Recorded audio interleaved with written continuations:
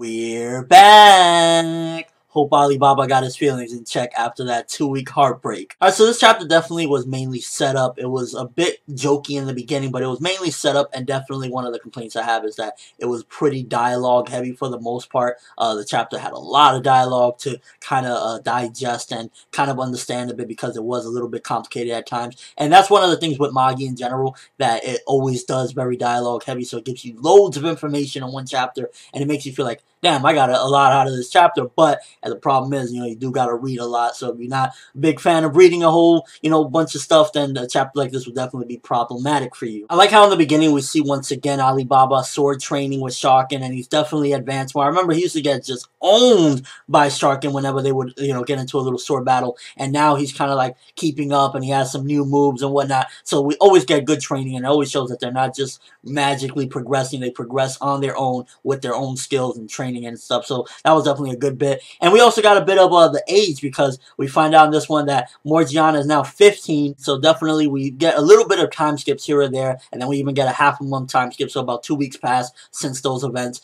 and you can clearly see that the sparks between Alibaba and Morgiana, they're there. I think Alibaba does look at Morgiana like she's cute. I think she looks alright, but he probably feels as though she would never give him the time of day, because I guess he's too stupid to read the signals from Morgiana, and I guess Morgiana got something out of all that whole misconception of him being with Toto and whatnot as well in this chapter, when Toto's like, yeah, he was talking about you, he was telling me you're cute. Although it was weird to see that panel where she's talking to Toto, and like it seems as though she's feeling on her chest. I was like, what the fuck is Morgiana doing right now? And I definitely said this chapter felt like we were preparing for war. It was like Sinbad was being very sneaky about it. He was like, yo, I know they might try to disregard the rules that we set up. We're not going to have the metal vessels with us and whatnot, so we're going to make sure we have preparations as well. And then Kouen, he's like really desperate to get Aladdin's powers under his belt, because not only does he want to know what Aladdin promised him already, but then also he's looking at it like, yo, this is a never-ending encyclopedia of knowledge of the past, present, and future. That's why he's really desperate to have Aladdin, and like it's clearly displayed that he's like, yo, I want somebody to escort me to the island for the summit, and it's like, yo, this dude really wants Aladdin regardless of what,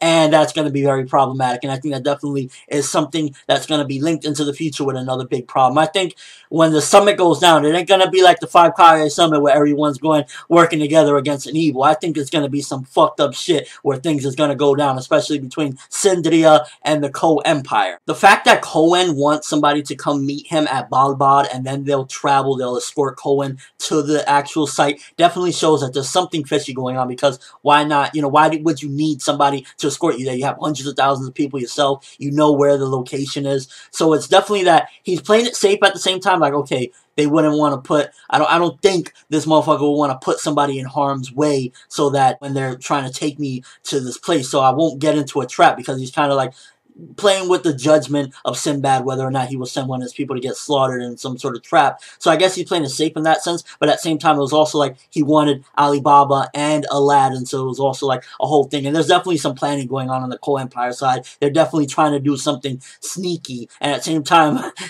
Sinbad's like, yo, I'm the sneaky motherfucker, what do you think you're doing? So it all worked out in a very interesting way, and now pretty much Alibaba stepped up, and definitely shows character development with Alibaba. He's like, yo, no, Aladdin, you staying, I'm gonna go, and it really just displays that he's like, yo, I'm gonna be the one that takes the bullet here. I'm gonna go on my own. I don't want you to get in harm's way. Just like you've saved me countless times, now I'm gonna save you. You stay here with Sinbad. And that really was a great moment right there with Alibaba. I just felt like you saw the character shine, and you saw him step up and be a man, and that's some good shit right there, definitely. And we got some fast movement, because by the end of the chapter, they're heading out to Balbad so they could go meet Kouen and pretty much bring him to the spot where they're supposed to meet up next to Magnustot. So definitely very good movement. It was mostly set up, it was a good setup. A comedy in the beginning of the chapter, then set up. So I definitely say it was a good chapter. 7 out of 10.